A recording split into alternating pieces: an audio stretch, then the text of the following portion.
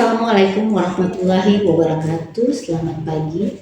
Perkenalkan, saya Yusnita Fitarini Sibai STMM, dosen pada program studi manajemen Fakultas Ekonomi dan Bisnis Universitas Empotika Luwu. Pada kesempatan ini saya akan menyampaikan pernyataan diri dosen dalam unjuk kerja Tridharma Perguruan Tinggi dalam bidang pengajaran. Salah satu mata kuliah yang saya ampu di semester 3 periode ganjil yaitu mata kuliah manajemen operasional dengan menggunakan kurikulum OB. Deskripsi singkat mata kuliah manajemen operasional. Mata kuliah manajemen operasional ini membahas tentang prinsip, konsep, serta penerapan manajemen operasional dalam organisasi, bisnis, dan industri. Mata kuliah ini fokus utamanya adalah bagaimana organisasi itu dapat merancang, mengelola, dan mengoptimalkan proses operasional agar efektif, efisien, dan berdaya saing. Cakupan mata kuliah ini adalah pengambilan keputusan strategis operasional, dalam hal ini adalah kapasitas, lokasi, dan tata letak, kemudian teknik peramalan, perencanaan produksi yaitu agregat planning dan MPS, pengendalian persediaan, manajemen kualitas, manajemen proyek, serta manajemen rantai pasokan. Mata kuliah manajemen operasional ini adalah mata kuliah dengan bobot 3 SKS yang terdiri dari 16 kali pertemuan, di mana satu pertemuan itu adalah ujian tengah semester dan satu pertemuan lagi adalah ujian akhir semester. Mata kuliah manajemen operasional itu membahas tentang konsep dasar manajemen operasional, strategi operasi dan strategi kapasitas, lokasi dan tata letak, dasar-dasar peramalan dan metode peramalan operasional, manajemen persediaan, sistem produksi dan proses operasi, manajemen kualitas, land production dan just in time, manajemen proyek, serta manajemen rantai pasokan. Capaian pembelajaran prodi yang dibebankan pada mata kuliah. Pada sikap, menunjukkan sikap bertanggung jawab atas pekerjaan di bidang keahliannya secara mandiri. Kemudian keterampilan khususnya diharapkan dapat merancang, menjalankan, mengontrol, mengevaluasi aktivitas strategis dan fungsi-fungsi manajemen pada tingkatan operasional pada berbagai organisasi bisnis, khususnya pada industri kreatif berdasarkan prinsip ilmu manajemen untuk menghasilkan kinerja operasional yang tinggi. Selain itu dapat pula merancang prosedur riset dengan tema-tema terkini dalam ranah manajemen. Dalam hal ini pemasaran, keuangan, sumber daya manusia, dan juga operasional. Untuk capaian pembelajaran mata kuliah ini ada 9 CPMK, yaitu mampu menjelaskan konsep dasar manajemen operasional dan perannya dalam organisasi, mampu menganalisis keputusan strategis dalam manajemen operasi, mampu menerapkan teknik peramalan dan perencanaan operasional, mampu menjelaskan dan menerapkan pengendalian persediaan, menjelaskan proses manajemen kualitas, bagaimana menjelaskan prinsip plan production dan just in time, kemudian menggunakan teknik manajemen proyek dalam konteks operasional, mampu menganalisis dan merancang sistem manajemen rantai pasokan, serta mampu menunjukkan sikap profesional, kolaboratif, dan bertanggung jawab dalam menyelesaikan tugas operasional. Nah, untuk sub CPMK-nya juga itu ada 9, yaitu mengidentifikasi ruang lingkup dan fungsi manajemen operasional, menjelaskan hubungan manajemen operasional dengan fungsi bisnis lainnya, kemudian sub CPMK kedua menganalisis strategi kapasitas, lokasi, dan tata letak, menjelaskan strategi operasi dan keunggulan bersaing. Sub CPMK ketiga menghitung metode peramalan, dalam hal ini moving average, regresi linear, menganalisis agregat planning dan MPS. Sub CPMK keempat menjelaskan konsep EOQ, ROP, safety stock, menghitung kebutuhan persediaan optimal. Sub CPMK 5 menjelaskan konsep total quality management, Six Sigma dan SPC, menganalisis data kontrol dan kualitas diagram kontrol. Sub CPMK ke-6 mengidentifikasi pemborosan dalam proses, kemudian menjelaskan prinsip print dan just in time. Kemudian sub CPMK ke-7 membuat diagram jaringan proyek, dalam hal ini PERT dan CPM, menghitung jalur kritis dalam waktu proyek. Sub CPMK ke-8 menjelaskan konsep supply chain dan hubungannya dengan operasional, menganalisis aliran barang, informasi, dan keuangan, mendesain sistem SCM dan efisiensi dan efektivitas. Sub CPMK ke-9 bekerja sama dalam tim, menghormati pendapat, menyelesaikan tugas tepat waktu dan disiplin. Untuk metode pembelajarannya sendiri, di sini ada beberapa. Yang pertama adalah ceramah interaktif dan diskusi. Biasanya untuk ceramah dan interaktif diskusi ini bentuk asesmennya itu ada dua. Yang secara formatif adalah kuis singkat atau pertanyaan lisan pada saat kegiatan belajar mengajar. Kemudian untuk sumatifnya itu biasanya ada tugas resume. Kemudian kalau metode pembelajaran studi kasus biasanya bentuk asesmen formatifnya itu berupa laporan diskusi ataupun studi kasus itu sendiri, seperti umpamanya untuk tugas analisis tata letak fasilitas.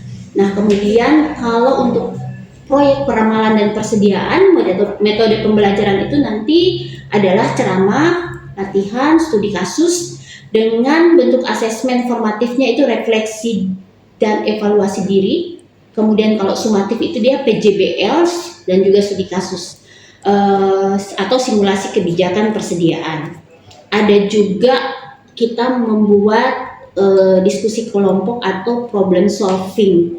Untuk bentuk asesmen formatifnya itu berupa refleksi pembelajaran ataupun studi kasus, atau evaluasi sistem learn pada prosesnya.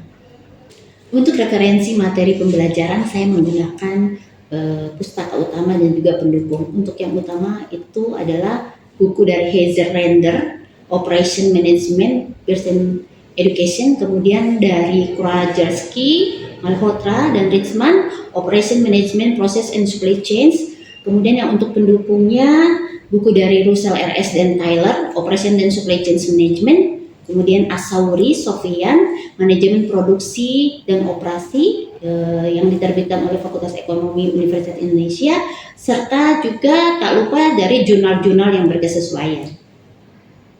Dalam sistem penilaian saya mempertimbangkan ada 5 aspek, yaitu kehadiran 20%, tugas 20%, kuis 10%, ujian tengah semester 25%, dan ujian akhir semester 25%. Itulah deskripsi singkat untuk mata kuliah manajemen operasional yang saya ampuh di semester ganjil. Selanjutnya, mari kita ikuti kegiatan proses belajar mengajar di ruang kelas.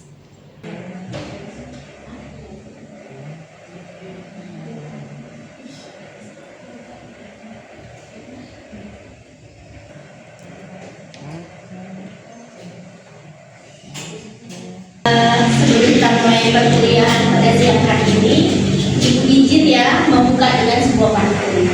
Jadi untuk apa ada temu jika tak ada ibu di antara kita? Ini salam dari ibu untuk mahasiswa ibu yang tercinta.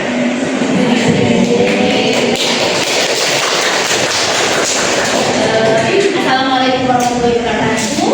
Waalaikumsalam warahmatullahi wabarakatuh. Salam sejahtera bagi kita semua. Shalom. Om Swastiastu. Namo Buddhaya. Salam kebajikan. Gimana kabarnya hari ini? Baik. Ibu berharap kalian semua dalam keadaan sehat dan dapat mengikuti perkuliahan kita ini dengan baik. Sebelum perkuliahan ini, mari kita berdoa sesuai dengan keyakinan kita masing-masing. Berdoa mulai. Berdoa selesai. Baik. Sebelumnya, Ibu mengingatkan untuk kalian bisa mengisi absensi pada portal akademik di kampus yang sudah tersedia ya diadakan untuk kalian masing-masing. Dari saat ini Ibu sudah membuka secara presensi secara mandiri.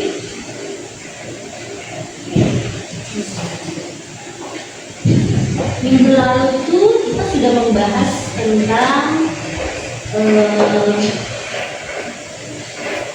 strategi operasi ya dalam manajemen operasional. Ada yang tahu tidak apa itu strategi operasi dalam manajemen operasional? Ya, Sesi silakan. Itu adalah bagaimana cara perusahaan merancang dan mengelola proses-proses operasional agar dapat mencapai tujuan bisnis secara keseluruhan. Iya, betul sekali. Nah, kalau untuk fokusnya lebih ke mana? Baik. Silakan Nabila. Fokus utamanya adalah menciptakan keunggulan bersaing melalui efisiensi, kualitas, fleksibilitas, dan kecepatan layanan. Apa yang sudah kita pelajari minggu lalu itu bisa kalian serap dengan baik ya, atau kalian dapat terima dengan baik. Nah, minggu ini kita akan masuk ke materi peramalan atau forecasting. Nah, ada yang familiar tidak dengan kata peramalan itu apa? Saya Ibu. Ya, namanya siapa?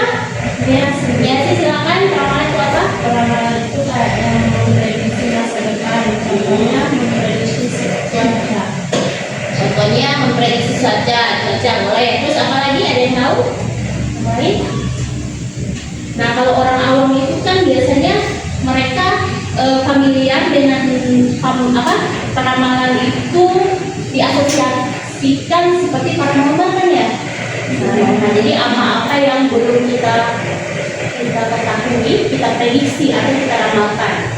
Contohnya kalau peramalan itu biasanya lebih dikaitkan dengan zodiak ya.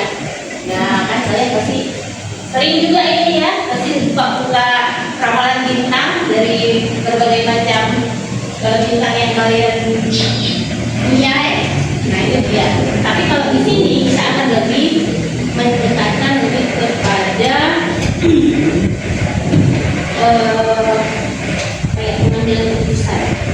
Nah, dalam forecasting atau peramalan itu ada capaian pembelajaran mata kuliah dan juga ada sub CPMK, sub capaian pembelajaran mata kuliah. Nah, untuk CPMK sendiri diharapkan itu kalian nanti mampu menerapkan teknik peramalan dan perencanaan operasional. Ya, nanti untuk menerapkan teknik peramalan itu tentunya kita pakai metode-metode. Nah, itu maksudnya ke dalam CPMK.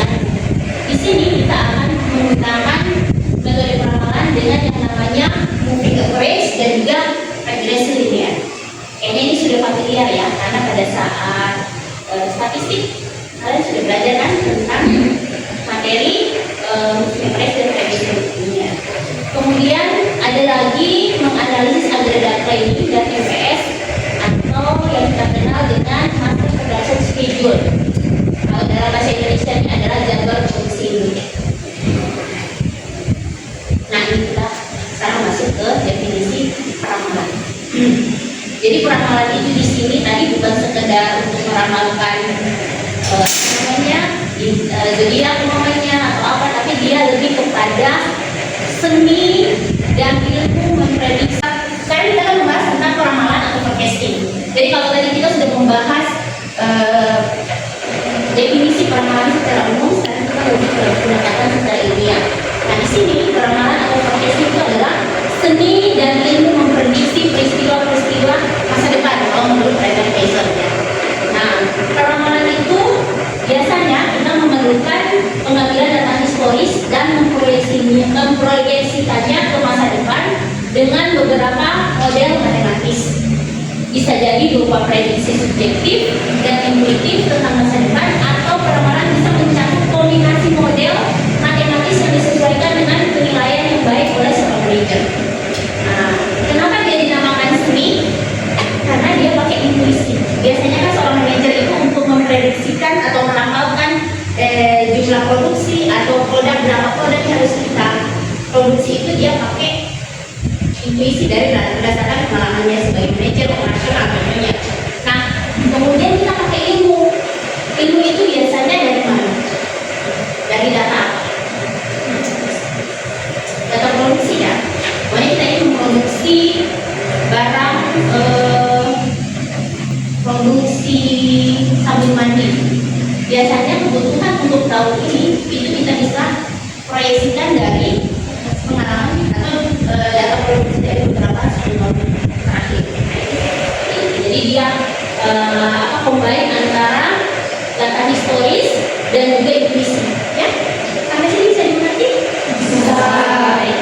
Kita lanjutkan. Oh ya tadi, pentingnya peramalan dalam manajemen operasional itu ada beberapa alasan. Ada yang tahu? Ya, silakan. Siapa namanya? Midi. Ya, silakan Midi. Perencanaan kapasitas. Yang kedua, pengelolaan ketersediaan. Iya. Ketiga, pengelolaan produksi dan operasi. Kemudian ada efisiensi biaya, pengambilan keputusan strategi, dan yang terakhir, peningkatan kepuasan pelanggan. Nah, Baik, kalau perencanaan kapasitas itu contohnya apa? Ada yang tahu?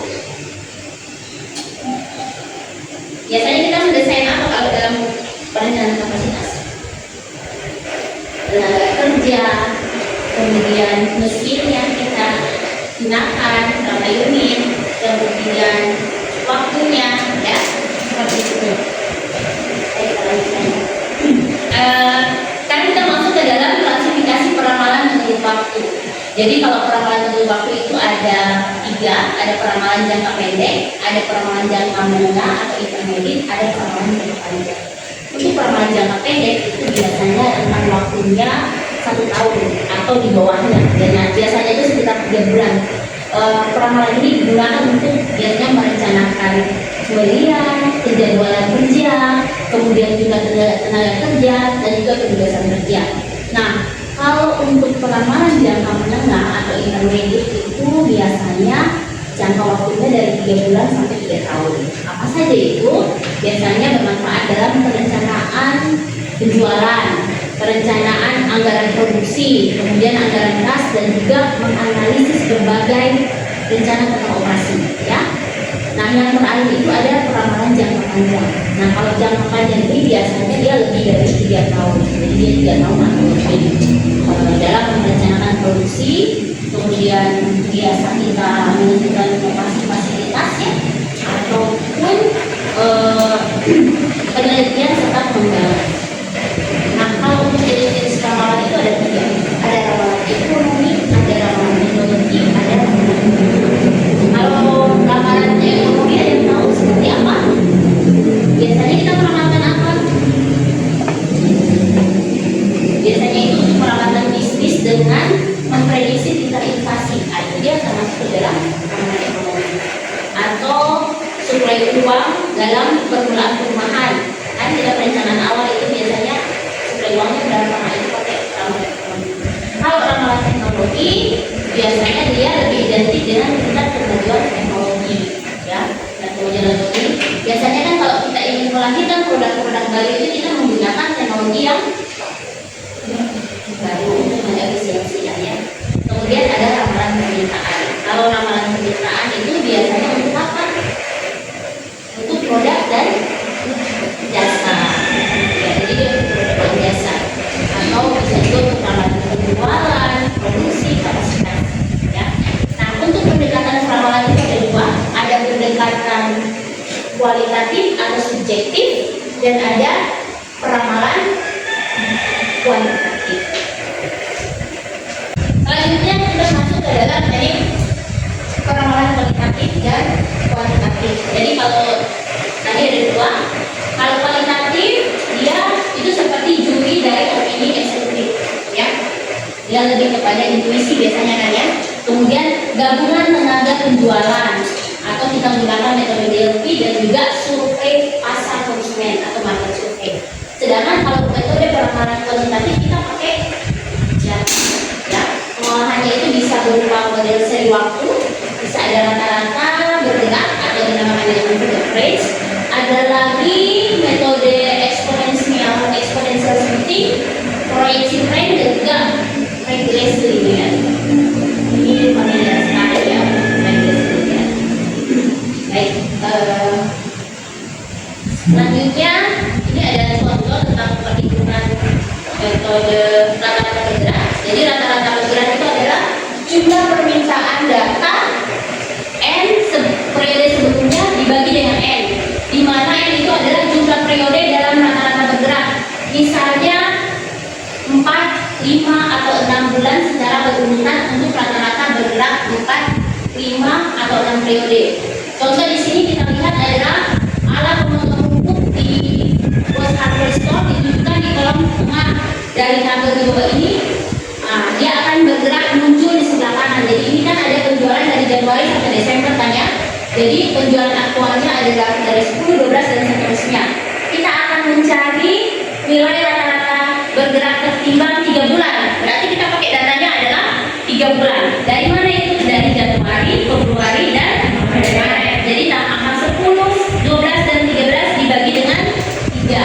Kalau untuk bulan Mei-nya berarti mulainya dari bulan Februari, dari 12, 13, dan 16 dibagi 3 dan seterusnya.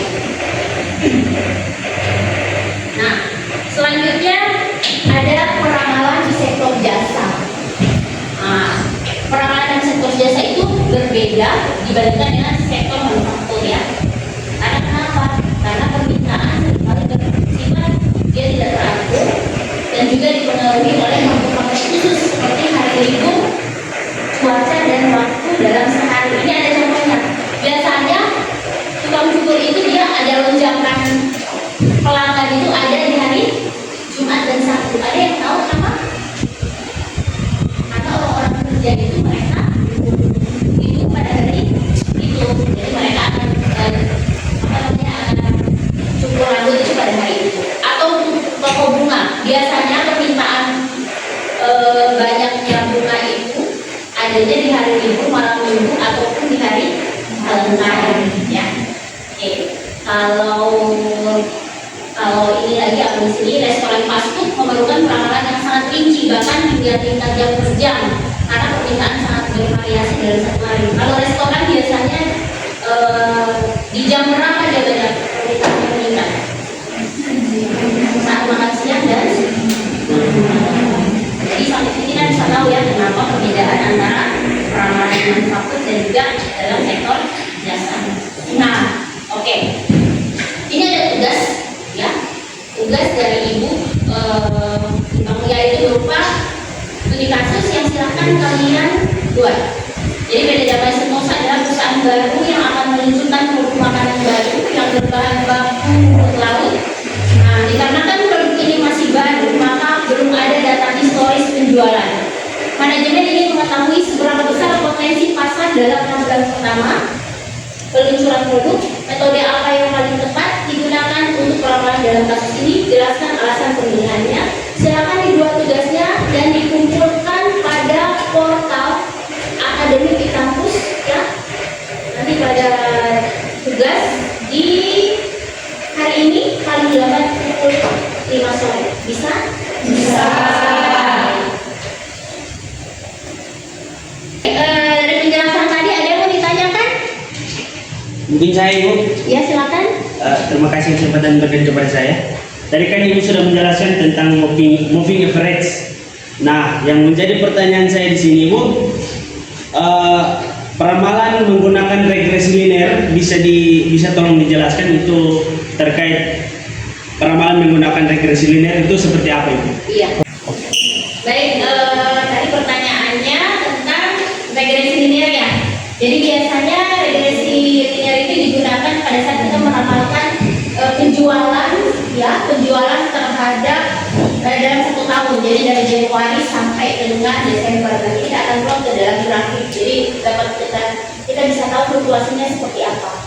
Seperti itu. Jadi dia lebih kepada persamaannya itu nanti kita akan plot ke dalam data aktual. Pokoknya antara penjualan terhadap penjualan produk di 1 tahun terakhir. Itu biasanya kita gunakan. Bisa diterima penjelasannya? Baik, bisa Ibu. Oke. Ada lagi yang mau bertanya? Tidak ada. Baik, jika tidak ada pertanyaan, perkuliahan hari ini kita cukupkan sampai di sini. Terima kasih atas perhatiannya. Selamat siang. Assalamualaikum warahmatullahi wabarakatuh. Waalaikumsalam warahmatullahi wabarakatuh. Salam sejahtera buat kita semua. Shalom. Om Santi Santi Om. Namo Buddhaya. Itulah pernyataan diri dosen dalam unjuk kerja Tridharma Perguruan Tinggi dalam bidang pengajaran yang dapat saya sampaikan. Saya ucapkan terima kasih kepada tim penilai sertifikasi dosen tahun 2026 serta Sivitas Akademika Universitas Tompo Tika Luwuk. Akhir kata saya ucapkan wassalamualaikum warahmatullahi wabarakatuh.